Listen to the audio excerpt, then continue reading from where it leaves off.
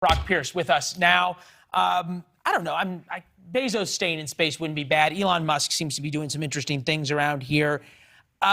Is this really just a spat between the two richest guys over who controls the information for all of us? I mean, that's how it appears. I think Bezos's comments on China are off base. I don't think that's at all accurate. I think what Elon has done here is amazing. And the big difference between the two, and both obviously incredible accomplishments, but what Jeff Bezos built would have been built by someone else shortly thereafter. He was first, he executed, he succeeded, and did very well.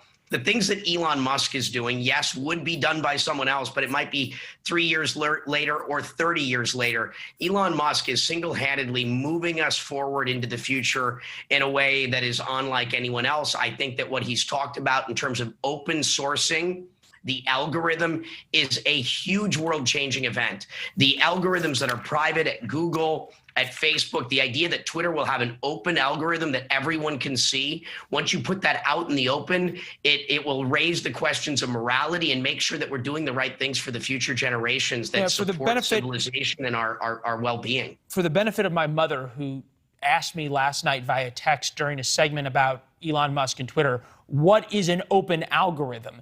The idea is that the world gets to see how Twitter decides what's important, what's not important. A lot of members of the media are having a problem with an algorithm that would benefit free speech rather than a given ideology. Bezos versus Musk net worth. Musk $265 billion, Bezos $178 billion. Obviously, they both own a lot of different things. Bezos, Amazon, Blue Origin, Washington Post. Musk, Tesla, SpaceX, Starlink, Boring Company, as you point out, much more sort of innovative things. Either way here, how do the billionaires of the world, and even Warren Buffett, who owns a bunch of local newspapers, get around the idea that having the richest men in America or the world control what the world sees and hears is a good idea? Well, I mean, I think that has as it's always probably been. The nice thing is at least we're more aware of it. The populace is aware of it. I love the idea that it's open, that these decisions are being made in a way where we get to see what they're doing, how they're doing it, in the case of what Elon wants to do with Twitter, so that we can question it. We can form an opinion as to whether or not this is good or bad for us. And so I think this is a step in the right direction. Will the wealthiest people in the world control these things for the time being? Yes, unless we and that's what we do with cryptocurrency technologies, is the idea of Web 2 and Web 3. We are demonopolizing these large organizations and turning them into public utilities. Yeah, it's interesting sort of the way that these two men are approaching things. You've got, Bezos, who's tweeting about Elon Musk, also obviously used the Washington Post and the op-eds to trash Elon Musk, certainly doesn't allow free speech at Amazon. And then you've got Elon Musk, who's talking solely about free speech, agree or disagree with whether or not Twitter should be moderated. But you think about it, Washington Post, 3 million digital subscribers versus 217 million monetizable daily active Twitter users.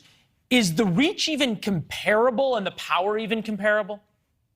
No, I think that Elon Musk made a smart move here. I think it was a brilliant buy. And I think in terms of where we're going, it is the town square. I love his current strategies with it. It's a brilliant move. My hat's off to Elon on this one, and really excited about what he's going to do with it. The whole free speech conversation is an important one. Whatever your opinion was of our former president, to censor a sitting president off of one of these big tech platforms is a major deal. It is big tech saying we're more powerful than the U.S. government, and I'm glad to see that. Well, maybe not even the U.S. government, maybe even sort of more arrogant, as they say they're more important than the voters, which is a whole different idea. Being more important than the U.S. government may sometimes be a good idea. Hey, Brock, it was good talking to you. You moved us right to the next segment. Thank you.